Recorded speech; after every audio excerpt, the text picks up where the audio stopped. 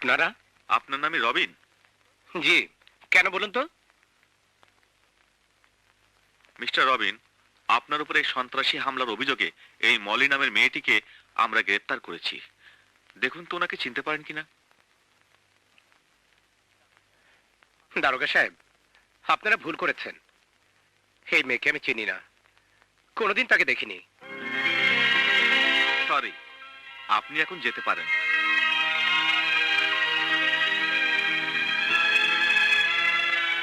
আসি mister Robin. ওকে। সাধু ভাই, আগামীকাল আপনার কেসের রায় হবে, আপনি তৈরি হয়ে নিন।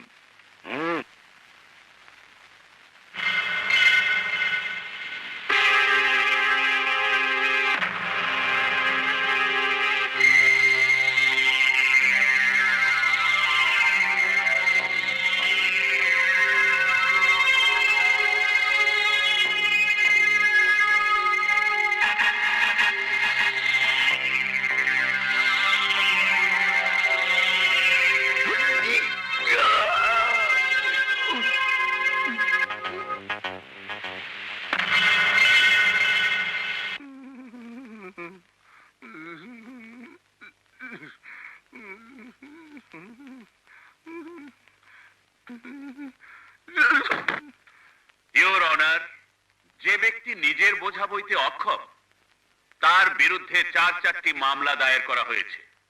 দিনের পর দিন অসুস্থ থেকে মৃত্যুর সাথে পাঞ্জা লড়ে যে মানুষটি বিছানায় শুয়ে দিন কাটাতে বাধ্য হয়েছিল তাকে অমানবিকভাবে ধরে এনে জেলের মধ্যে ভরে রাখা হয়েছে। আমি আসামের স্বাস্থ্যের কথা বিবেচনা করে তার উপর আনীত মিথ্যা অভিযোগ থেকে রেহাই দেবার জন্য মহামান্য আদালতের কাছে প্রার্থনা করছি। আদালতের অবগতির জন্য মেডিকেল রিপোর্ট পেশ করছি।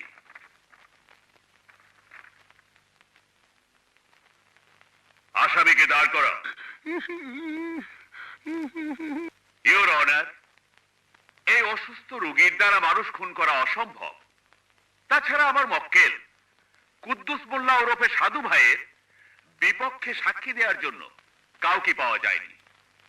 অতএব মেডিকেল রিপোর্ট চেক করে তাকে বেকসুর খালাস দেওয়ার জন্য আমি মহামান্য আদালতের কাছে প্রার্থনা জানাচ্ছি। That's all your order. আসামি কুদ্দুস মোল্লা ওরফে সাধু ভাইকে এই আদালত বেকসুর খালাস দিচ্ছে।